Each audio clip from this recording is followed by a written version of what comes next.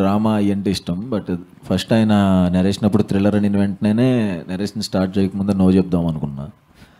Narration start చేసిన ఒక 15 minutes తర్వాత అసలు రెప్పార్పకుండా చూస్తున్నా, నోరు తెరిసిపోయి అలా చూస్తున్నాను. సో సినిమా అయిపోయిన వెంటనే చేసేద్దాం, ఇమీడియట్గా చేసేద్దాం అన్నాను అనమాట. అంత ఎంగేజింగ్గా అంత బాగా రాసుకున్నారు ఆయన, director Arjun. Okay, director Arjun గారు, ఫస్ట్ ఆఫ్ ఆల్ కంగ్రాచులేషన్స్ అండి. Thank you sir. మీరు సుకుమార్ గారు శిష్యుడు అని తెలిసింది. నిజంగా ఆ మార్క్ అయితే టీజర్లో కనిపించింది. థ్యాంక్ యూ అండి. అదే అంటే ఈ ఫేస్ బ్లైండ్నెస్ అనేది ఎక్కువగా ఈ అమెరికా వాళ్ళకి వస్తుంటుంది, కానీ ఇండియాలో ఆఫ్టర్ కోవిడ్ తర్వాత చాలా మందికి వచ్చినట్టు ఐడెంటిఫై అయింది. ఓకే, ఈ స్టోరీ మీరు ఎప్పుడు రాసుకున్నారు అసలు? అయింది సార్, ఇది రాసుకొని ఒక 2 years పైన అయింది. అంటే ఒక చిన్న ఐడియాతో స్టార్ట్ అయింది అంతే ఇది. సో అలా డెవలప్ అవుతూ వచ్చింది అనమాట. ఓకే, అంటే ఈ ఫేస్ బ్లైండ్నెస్ గురించి ఏం చెప్పబోతున్నారు అసలు? అంటే దీనికి రికవరీ కూడా లేదు, ట్రీట్మెంట్ కూడా లేదని అంటున్నారు. మీరు ఏం చెప్పబోతున్నారు సినిమాలో?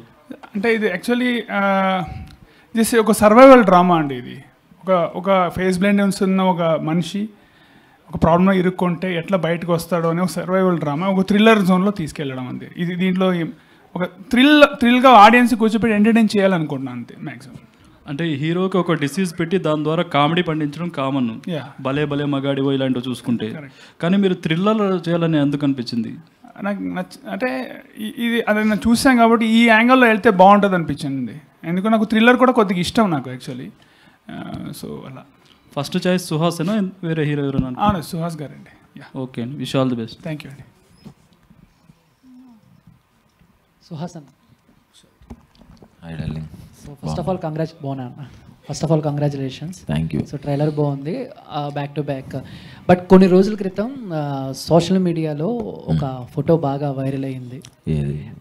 మీరు, విశ్వక్ సేన్ గారు, కార్తిక్ సుబ్బరాజ్ గారు, ఆండ్రియా గారు, సింబు గారు, సత్యదేవ్ గారు, సో మీ అందరినీ పెట్టి 11-12 మంది స్టార్స్తో అసలు ఏం ప్లాన్ చేస్తున్నారా అని చెప్పేసి.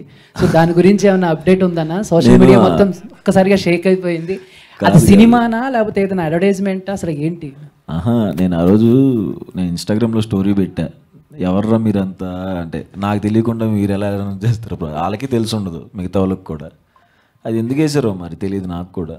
అది లేదు అసలు, నాకు తెలిసి నేనైతే లేను, మరి వాళ్ళు తెలియదు, అసలు జీరో ఐడియా అది నాకు. ఓకే డన్ అండి. సోషల్ మీడియాలో కూడా అండ్ ఇప్పుడు మీరు బ్యాక్ టు బ్యాక్ హిట్స్ కొట్టిన తర్వాత అండ్ రెమ్యునేషన్ పెంచారు అన్న టాక్ వస్తుంది.